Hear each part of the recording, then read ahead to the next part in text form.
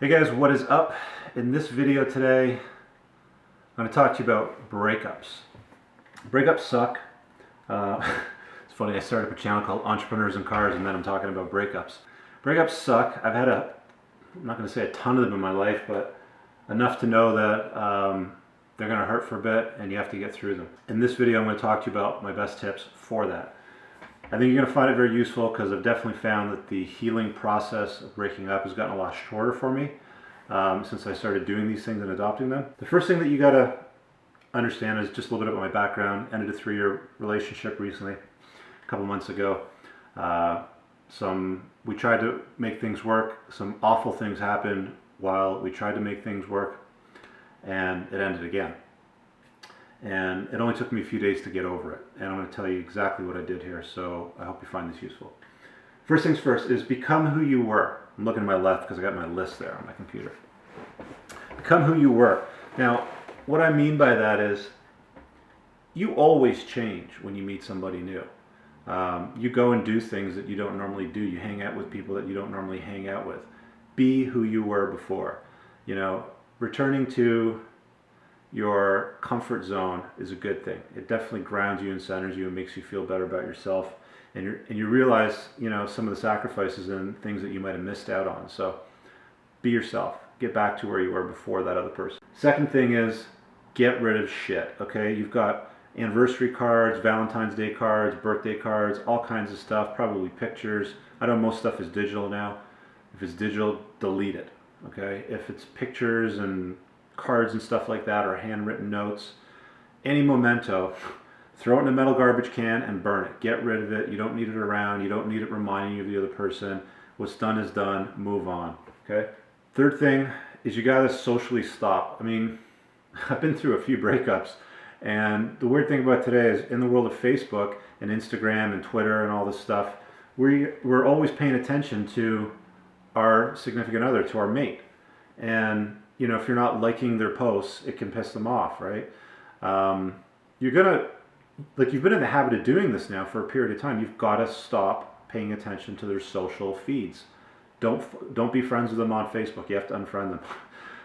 Instagram, stop following. Twitter, whatever. Any social network today or in the future that's around, stop following. Stop paying attention to their social feed. It's like the worst thing that you can do is keep puppy dogging them, you know, through the window while they walk away from your life. You know, stop it. Delete it, block them if you have to, whatever. Just stop doing it, okay? Next thing, I want you to move more and exercise. You've now got newfound freedom. I mean, when you're dating somebody, you've got days of the week that you see them that get into your time.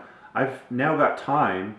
Say to yourself, I've now got time where I can go to the gym, or I can join a CrossFit, or I can learn a new skill, join a Taekwondo studio, or Brazilian Jiu-Jitsu, or MMA, or whatever. You know, move. Get the blood flowing. The good thing is a lot of people go on the breakup diet and they don't want to, and you end up losing 8 to 15 pounds. It's just what happens because your desire for nutrition and calories completely diminishes when you're heartbroken. So you will lose weight.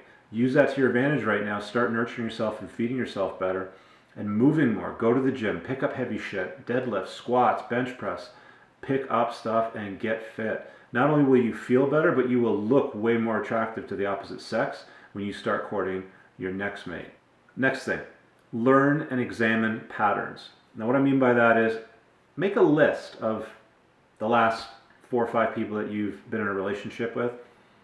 Mark out their pros and cons, and then look for patterns. Pay attention to it because everybody has values that matter to them. You know, if somebody having a great family matters, you know, for me, one of the things that really matters is I look at the 5 people they spend the most time with. And I ask myself, are these people improving the person that I'm dating them, helping them get to the best version of themselves? Or are they energy vampires and draining from them? And then you got to look at yourself in the equation. I mean, hopefully you're going to be one of the 5, but are you the highest average in that group of 5? I think it's so important to surround yourself with amazing people. If you're going to date somebody, it's not just somewhere to go have sex and, you know, do that sort of thing. But if you want to have a real connection with a woman, I think it's so important to make sure that they've surrounded themselves with brilliant people too, because it'll only make your life better and easier, especially if you're an entrepreneur.